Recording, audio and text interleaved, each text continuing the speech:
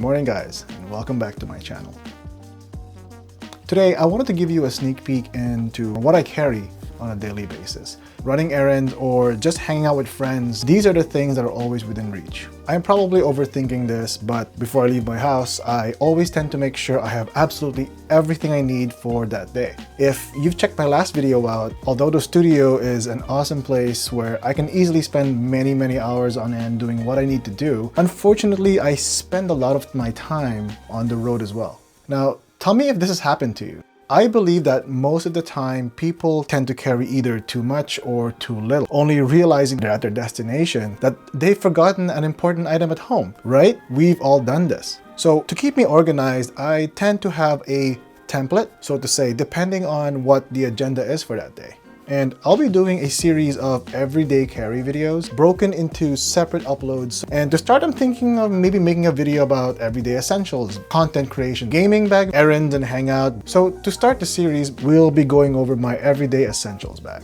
When I said earlier that I have a template, it's usually what goes inside my bag. However, for the actual bag itself, I tend to mix and match depending on where I'll be going and what I'm wearing that day, how long that day is going to be. But to narrow it down for this video, I'll be using one of my favorite backpacks in my collection, the Alexander McQueen backpack.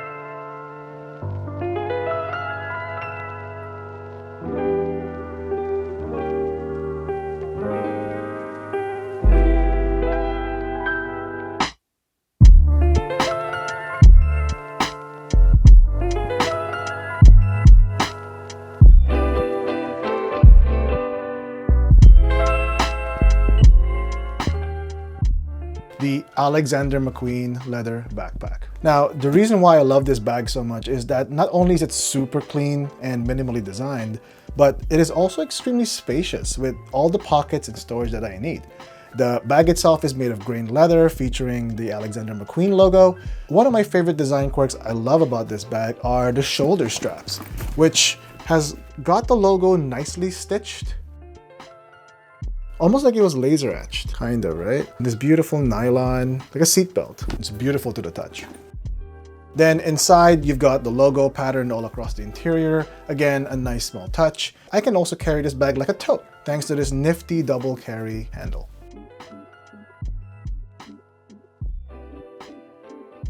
The first thing I want to talk about what's inside my bag is obviously my MacBook Pro. The MacBook Pro. I feel like I haven't done it justice in the last video. My MacBook Pro is my everyday, do-everything workhorse tool. I use it for almost everything: graphic design, video editing, presentations, Zoom calls. My Mac actually does it all. It's got the M1 Max chip, which I've never seen this thing lag ever. 32 gigs of RAM, because why not? I guess to have those applications open. Premiere, Photoshop, Illustrator. I've got 1 terabyte of storage in here. I've never run out of space yet. So yeah, the 1 terabyte of storage, if you can fork the cache, I highly recommend you guys do that. Maximize your storage is a good thing, but if not, always have a backup just in case. And if you don't need those files in the short term, just archive them.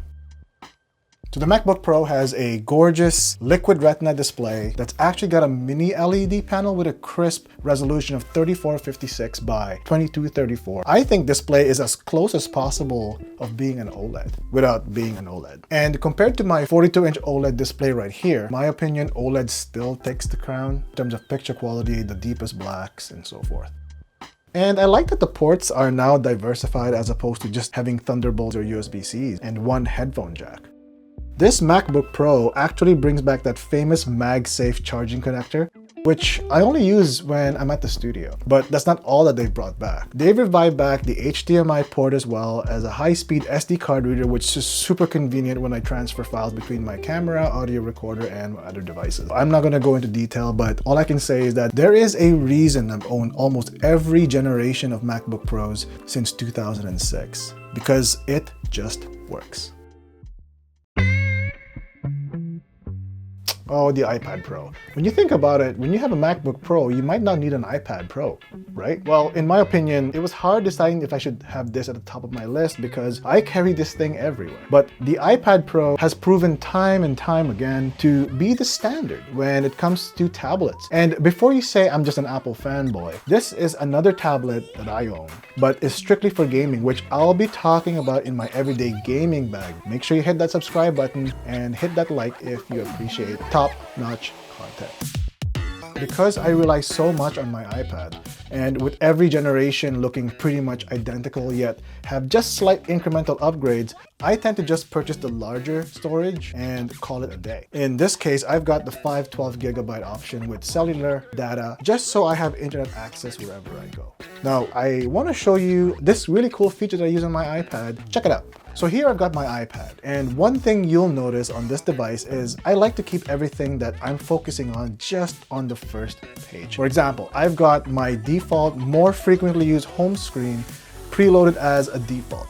But when I'm ready to get creative and work on some content creation, I simply tap on the creative button that I've created as a template. Then all the apps that I need for that specific workflow, which is creative, is displayed right in the home screen. I don't need to swipe left because all my apps that I need for my specific purpose is on page 1. Other templates I have include my investment layout, where it shows market prices, the latest news right now, and a calendar widget to ensure I've got all my ducks in a row, as well as other apps needed for my everyday investment needs. Then I have my entertainment layout, pretty much straightforward. Then with gaming, since I've got the Apple One membership tier, I enjoy a wide variety of Apple Arcade games on the go. So yeah, these profiles are great. And if you want to know how to create your own custom buttons and custom layouts, I've shared the link up above or at the description below. Enjoy. See, whether I end up purchasing a large amount of storage for my devices, I still always have that backup solution right at arm's reach. For both my Mac and iPad, I carry with me a 1TB M.2 SSD drive packed inside this awesome metal enclosed Asus ROG STRIX ARION, a super sleek RGB enabled enclosure made of aluminum alloy and includes some thermal pads inside to make sure that the SSD chips stay cool. Overall, I love how sleek it is. It's super fast, 10 gigabits per second speeds, as well as its durable alloy body with built-in thermal pads to deliver aggressive heat dissipation, prolonging the life of your SSD chip. Now, I embrace technology regardless of the platform, as long as it works and gets the job done right. For cell phones, I tend to carry both the iPhone 14 Pro Max as my main driver, and I have my Samsung Galaxy Fold as my secondary phone. The iPhone, you already know why. I love the Apple ecosystem. Just like it when I'm working on an email on my phone and I can just continue off on my Mac or iPad. I love its privacy features, I love the camera, and I just love how it works with my Apple Watch. However, going on to the Android side, I do carry with me a Samsung Galaxy Fold, which is both a cell phone and a tablet hybrid. And although newer versions of this phone has already come out, I think this is the perfect version of this phone and I never needed to upgrade. It goes back to that top-notch thing, right? When you tend to invest upfront top-notch items, it tends to last you a lot longer. So going back to the Galaxy Fold, I use it primarily to monitor my investments on the go and keep track of the markets with as much detail as possible. Android OS tends to be way more flexible with their decentralized app offerings on the Google Play Store versus Apple's strict but necessary approval process. Again, it's all about options. If you can overlook taking sides on these silly platform wars, you can actually experience the benefits of both platforms instead. Just to quickly add, I also tend to carry a portable battery with me since I've got a MacBook Pro, an iPad, an iPhone, etc. I've got this Mophie high capacity battery allowing me to charge my devices to full while still retaining enough juice to charge other devices if needed. There's nothing really special about this specific battery, it's got this nice felt fabric as the cover, a quick indicator, and that's really all you need. And just in case you're wondering, this holds 10,000 milliamps of power.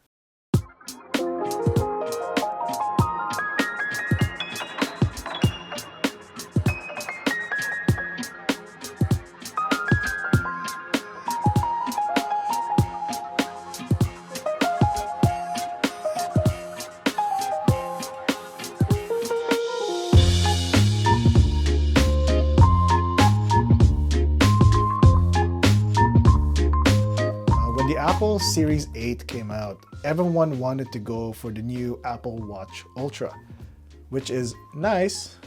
I instead, with my personality, went with the beautiful Apple Watch Hermes edition, which not only comes exclusively with Hermes's watch faces, but I've also acquired a super soft, super subtle leather band that just melts on my wrist when I put it on.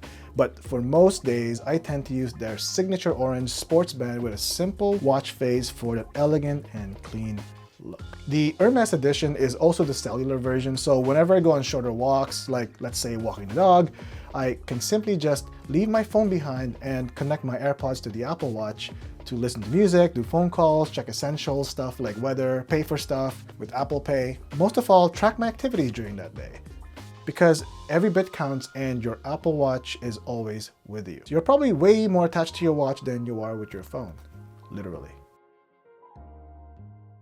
For audio, I tend to switch between the Apple AirPods Pro or the AirPods Max. Again, going back to what my day looks like, obviously I can't compare the audio of the Max to the Pros, but I also can't compare how much smaller the Pros are compared to the Max.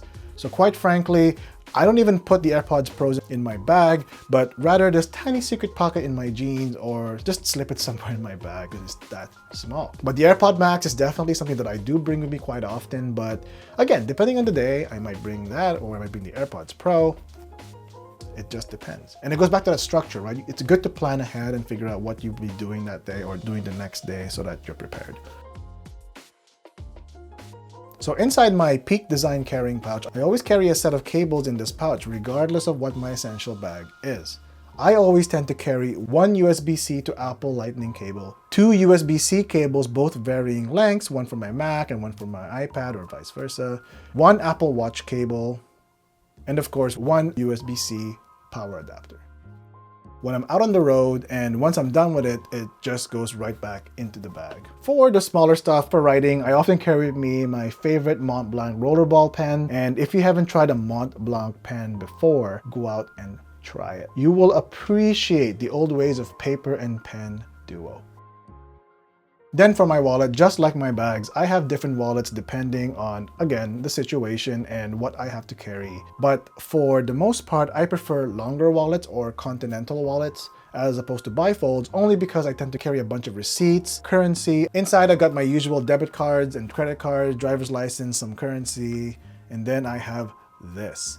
Now, I know this is not something new, but instead of handing my set of keys or prying that key fob off the key ring, I just simply open my wallet and hand over the card. The card itself is programmed where I can choose either a valet setting or have certain limitations on it. And this way, when you have to give it to a valet or a family member or someone to park your car, they can't really go that far. But today, we won't be handing this to a valet. We're gonna drive it. Okay, so my bag here is all prepared and we can now go and let's go for a drive.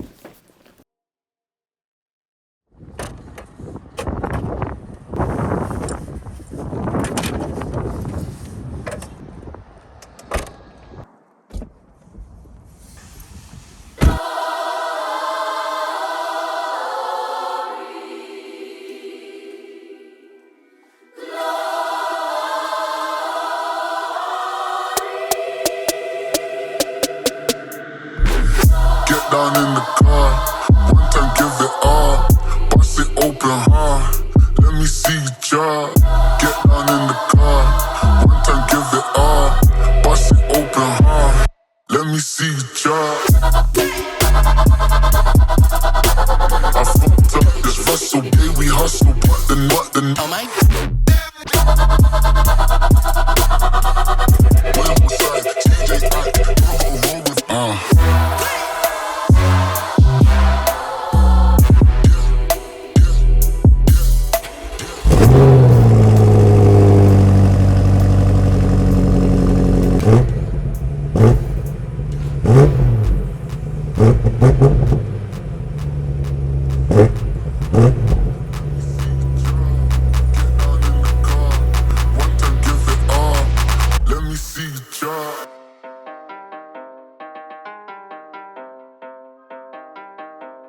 Hop in the car, watch it go vroom, vroom. I told them all that I will soon. Knew as a child back in the womb. close the video, I'd like to give you a glimpse of my daily driver, the awesome BMW X5M Competition. When I was shopping around for my next car, I was heavily debating between a few rival German counterparts, but the BMW X5M Competition had everything the others had to offer, but kept its discreet styling just enough so that if you know what this SUV is, you know.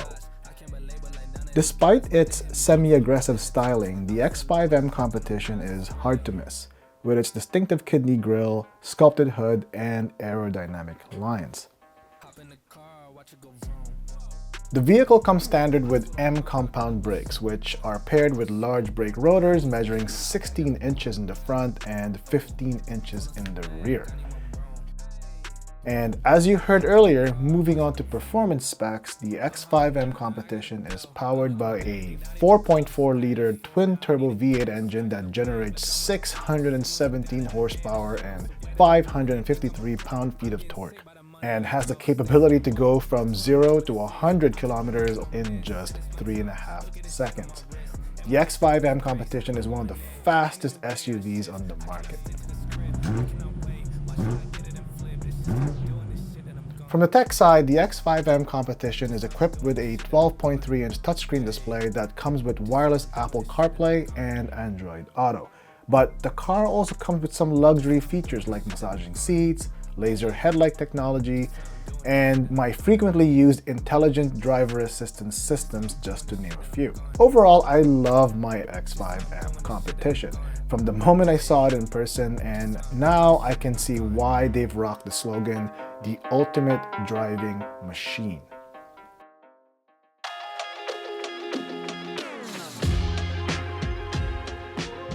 Close, I hope you found this video both entertaining as well as educational. And this is just the start of the many videos that I'll be pumping in the future. As usual, if you've simply liked this video, I'd appreciate your like and would love a sub if you haven't yet done so.